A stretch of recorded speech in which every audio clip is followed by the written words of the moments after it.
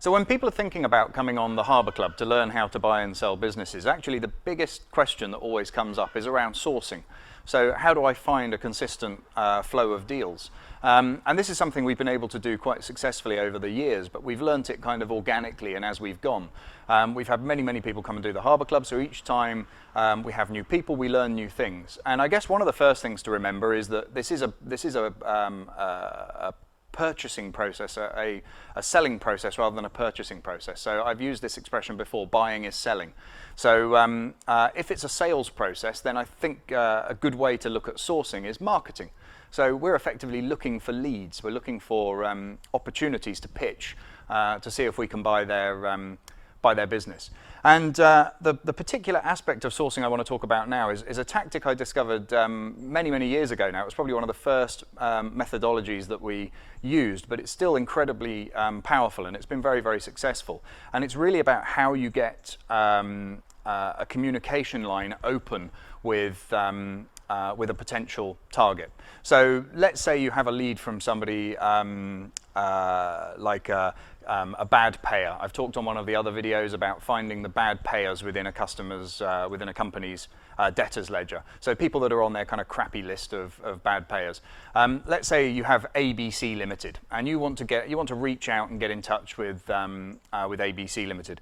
Now, typically, if you ring up an entrepreneur and ask them how's business, it's always their best month ever, isn't it? It's you never find an entrepreneur having a bad month anyway. So how do you create that honest conversation, and how do you reach out and make contact with them? So the method we use, and I discovered this many years ago. So when I had my telecoms company, we had this credit checking software. At the time, it was called Risk Disc. It's now called Experian Business Builder. There are lots of different products on the market. There's one called Credit Safe. There's a few others. Which one you use is less important. But effectively, what you can do is, in our telecoms company anyway, we used to look up companies and basically credit check them. So did they have a red, green, or amber credit rating? What was their balance sheet? What was their profit and loss? All of that kind of stuff. One of the other happy sort of side effects of using this software is that you also get a list of who the directors are.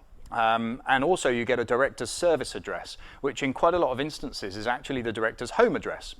So you can opt to not disclose your address, but most people don't. So you get you get a pretty good list of addresses there. So what we actually do is we write them a really short, really ambiguous letter, which is just from me personally to them personally. So no corporate identity. You're not hiding behind anything. And pretty much you're just saying, hey, look, let's have a conversation. We're interested in your industry. So let's say it's the cleaning industry. We're interested in cleaning companies, and we would like to have a conversation around either investing, joint venturing, merging, or acquiring your business.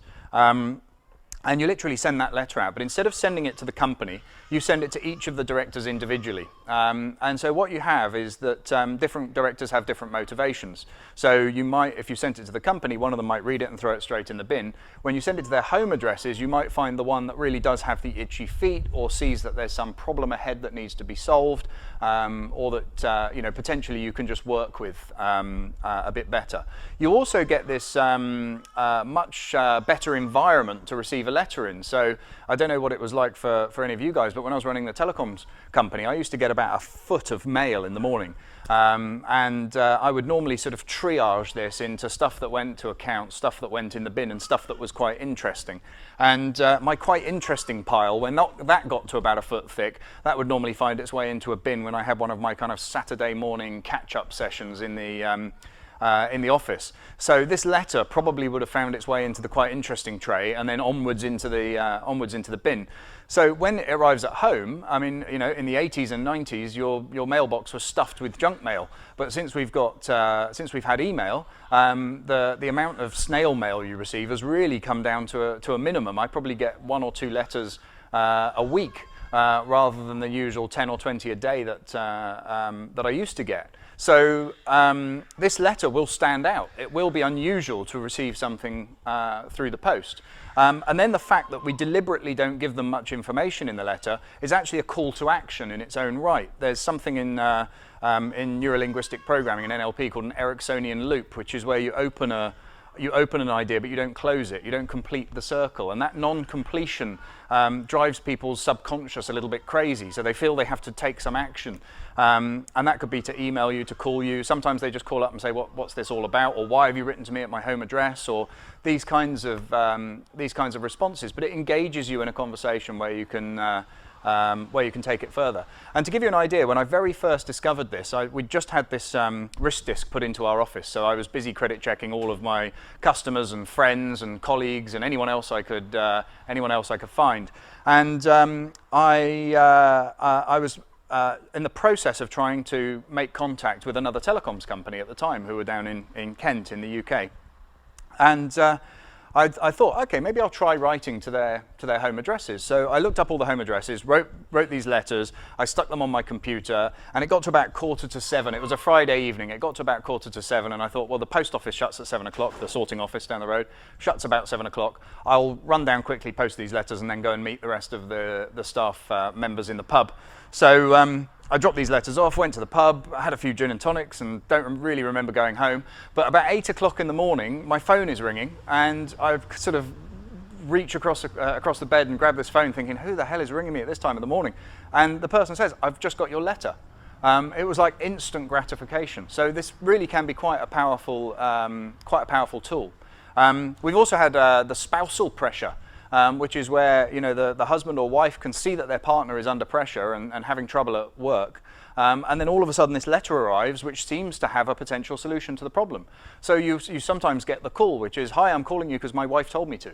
Or words to that effect. So there's it's really quite powerful on lots of different levels. And I'd just like to compare it for a second with the kind of corporate finance or investment banking alternative. So if you went to a corporate finance boutique or a buy-side representative that that helps you find an acquisition, they will normally write to all of the acquisition targets blind. So they will write as themselves. So if you went to KPMG, the letter will come from KPMG, and it will be a very arrogant kind of positioned letter. It will be something like, our client has been going for 20 years, they've got 200 staff, they're turning over this money, they've won all these awards, they're really awesome. We've noticed that, or we've decided the time is right to engage in an acquisition strategy, and we decided we'd write to you to see if we could acquire you. So there's really this kind of slightly arrogant positioning, which doesn't actually resonate terribly well with entrepreneurs or owner managers of businesses. So the only replies they will get from the people that open the letter and go, bloody hell, KPMG, they've got a lot of money. I better ring them and see what I can get out of it. So it doesn't create the right kind of conversation. Whereas our kind of deliberately vague, short letter, but personally addressed to these people from a person, is a much more powerful way to do it. One little word of warning is when you go on to something like Experian Business Builder, it gives you the opportunity to search for businesses that are distressed. So you could search for, let's say, all the cleaning companies that have a bad balance sheet in Kent. And you could just write to those. In our experience, you get a terrible response from that. And there's a number of reasons for it. One of them is everybody's writing to them. The other one is that it only uses the SIC code, which is the code you register your profession or trade with when you register the business. And these SIC codes are notoriously wrong. A really good example, if you went onto something like Yale.com and you looked for all the cleaning companies in a particular area, and then you looked on Experian Business Builder, there'd be a complete disparity between those two lists. So don't use Experian Business Builder as a search tool. Use it just as the tool to get the home addresses to write to the directors. And remember to write to all of the directors, because they all might have different agendas and different things that they're looking to achieve. So that's it. That's a sourcing technique we've been using for probably 15 years now. That's still working as well as it ever did. Thank you very much. Enjoyed this video?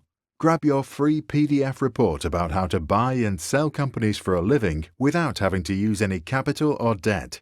Go now to harbourclubevents.com/report.